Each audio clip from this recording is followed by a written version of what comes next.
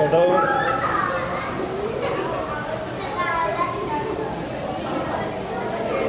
Hello എടോ എണീക്കോ, സമയം 12 മണിയായി. ഈ പ്രേതങ്ങളൊക്കെ നട്ടപ്പാരിയും കിടന്നുറങ്ങാറ് പറഞ്ഞ മോശല്ലേ? പറയിപ്പിക്കാനായിട്ട്. അത് ശരിയാണല്ലോ. എണീ സമയം 12 മണിയായി. സമയം രാത്രി സമയല്ലേ? അതിന് കിടന്നുറങ്ങാൻ എന്നിട്ട് എന്തൊരാളായി മറന്നു. രാത്രി 12 മണിയായാൽ ഈ പ്രേതങ്ങളൊക്കെ ഇറങ്ങി നടക്കുന്നുള്ളത് മറന്നു. അല്ലാതെ മറക്കും. കാരണം ചെറുപ്പത്തിലേ മരിച്ചു പോയതല്ലേ, സങ്കടം മാറൂല. അതാ കാര്യോ. അതെന്താന്ന് പറഞ്ഞാല് എനിക്ക് വീട്ടിലത്തെ വിചാരം ഇങ്ങനെ വരിക പ്രേതായിട്ട്. അതുണ്ടാവുന്നേ, താൻ ചെറുപ്പത്തിലേ മരിച്ചു പോയതല്ലേ. അതാണ് സംഗതി. അതല്ല, ഈ എങ്ങനെയാ ഈ പ്രേതായത് ഈ മരിച്ചു? ഞാൻ മരിച്ച കാര്യം പറയണ്ടേ. ഞാൻ ശ്വാസം മുട്ടിയിട്ട് തണുത്ത് വിറങ്ങിച്ച് മരിച്ചു പോയതാ. ശ്വാസം മുട്ടിട്ടോ? ശ്വാസം മുട്ട മാത്രല്ല, തണുത്ത് വിറങ്ങിച്ച് പോയി. കാരണം ഒരേ തണുത്ത മുറിൻ്റെ അകത്ത് കുടുങ്ങി പോയതാ. അതെങ്ങനെ?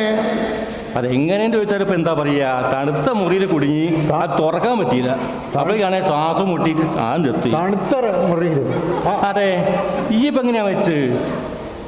ഞാനോ? ഞാൻ അതൊന്നും കാര്യം ഒന്നും പറയണ്ടങ്ങട്. ഞാനും എൻ്റെ ഭാര്യയായിട്ട് നല്ല സ്നേഹത്തിലും അടുപ്പത്തിലും കഴിഞ്ഞു. ഞങ്ങൾ അങ്ങോട്ടോ ഇങ്ങോട്ടോ ഒരു കുറ്റം പറച്ചിലും ഇല്ല. നല്ല സന്തോഷമായിട്ട് ഇങ്ങനെ കഴിയും. നല്ല സ്നേഹത്തിൽ. അന്നേരം ഒരു ദിവസവും ഞാൻ പുറമേ ഇങ്ങനെ നോക്കുന്നേരം ഒരാൾ വീട്ടിലേക്ക്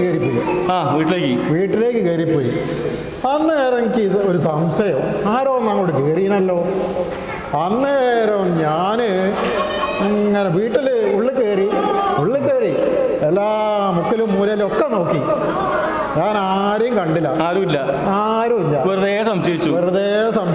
കഷ്ടായിപ്പോയി. എനിക്ക് നല്ലൊരു ഭാര്യനെ സംശയിച്ചിട്ട് പിന്നെ ആ ഒരു ടെൻഷൻ, ഒരു പ്രയാസം. നല്ല ഇത്രയും സ്നേഹമുള്ള ഭാര്യനെ സംശയിക്കാണല്ലോ.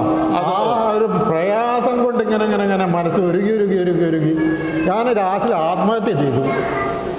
ആ സങ്കടം കൊണ്ട്, ഭാര്യനെ സംശയിച്ചുകൊണ്ട സങ്കടം കൊണ്ട് ഞാൻ ലാസ്റ്റിൽ ആത്മഹത്യ ചെയ്തു. കഷ്ടം തന്നെ. അല്ല, ഈ പറഞ്ഞ വീട് ആ കോട്ടൂടിയിൽ നിന്ന് അങ്ങോട്ട് വലത്തോട്ട് വീഴുന്ന റോഡിന്റെ മൂലയുള്ള വീടാണോ?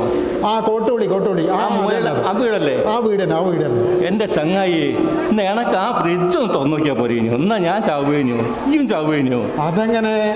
ആ ഫ്രിഡ്ജിന്റെ അകത്താ ഞാൻ ഉണ്ടായിരുന്നത്. ഈ തെരഞ്ഞു നോക്കി ആ ഫ്രിഡ്ജൊന്ന് ഈ തുറക്കുകയാണെങ്കിൽ ഞാൻ ആ ശ്വാസം മുട്ടി തണുത്ത് പറഞ്ഞ് മരിക്കൂല. എനക്കാണെങ്കിലോ ഭാര്യനെ സംശയിച്ചുകൊണ്ട് പോയി ആ ടെൻഷൻ കൊണ്ട് ആത്മഹത്യം ചെയ്യേണ്ടി പറ്റില്ലേ? അയ്യോ, ദൈവമേ. പോരെ.